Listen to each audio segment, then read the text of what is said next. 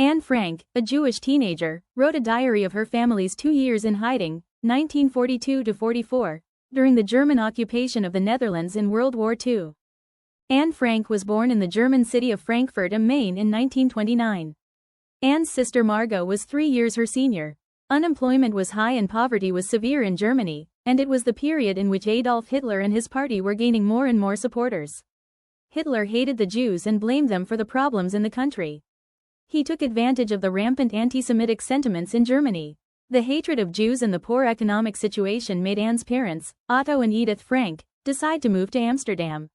There, Otto founded a company that traded in pectin, a gelling agent for making jam. Netherlands. Before long, Anne felt right at home in the Netherlands. She learned the language, made new friends and went to a Dutch school near her home. Her father worked hard to get his business off the ground, but it was not easy. Otto also tried to set up a company in England, but the plan fell through. Things looked up when he started selling herbs and spices in addition to the pectin. On the 1st of September 1939, when Anne was 10 years old, Nazi Germany invaded Poland, and so the Second World War began. Not long after, on the 10th of May 1940, the Nazis also invaded the Netherlands. 5 days later, the Dutch army surrendered. Slowly but surely, the Nazis introduced more and more laws and regulations that made the lives of Jews more difficult. For instance, Jews could no longer visit parks, cinemas, or non-Jewish shops. The rules meant that more and more places became off-limits to Anne. Her father lost his company, since Jews were no longer allowed to run their own businesses. All Jewish children, including Anne, had to go to separate Jewish schools. The Nazis took things further, one step at a time. Jews had to start wearing a Star of David on their clothes, and there were rumors that all Jews would have to leave the Netherlands. When Margot received a call-up to report for a so-called labor camp in Nazi Germany on the 5th of July 1942, her parents were suspicious. They did not believe the call-up was about work and decided to go into hiding the next day in order to escape persecution. In the spring of 1942, Anne's father had started furnishing a hiding place in the annex of his business premises at Prinsengracht 263. He received help from his former colleagues. Before long, they were joined by 4 more people. The hiding place was cramped. Anne had to keep very quiet and was often afraid. On her 13th birthday, just before they went into hiding, Anne was presented with a diary. During the 2 years in hiding, Anne wrote about events in the secret annex, but also about her feelings and thoughts. In addition, she wrote short stories, started on a novel and copied passages from the books she read in her book of beautiful sentences. Writing helped her pass the time. When the Minister of Education of the Dutch government in England made an appeal on Radio Orange to hold on to war diaries and documents, Anne was inspired to rewrite her individual diaries into one running story, titled Het Achterhuis, The Secret Annex.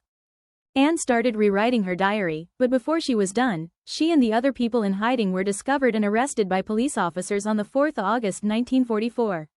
The police also arrested 2 of the helpers. To this day, we do not know the reason for the police raid. Despite the raid, part of Anne's writing was preserved. 2 other helpers took the documents before the secret annex was emptied by order of the Nazis. Anne is deported to Auschwitz via the offices of the Sicherheitsdienst, the German security police, a prison in Amsterdam, and the Westerbork transit camp. The people from the secret annex were put on transport to the Auschwitz-Birkenau concentration and extermination camp.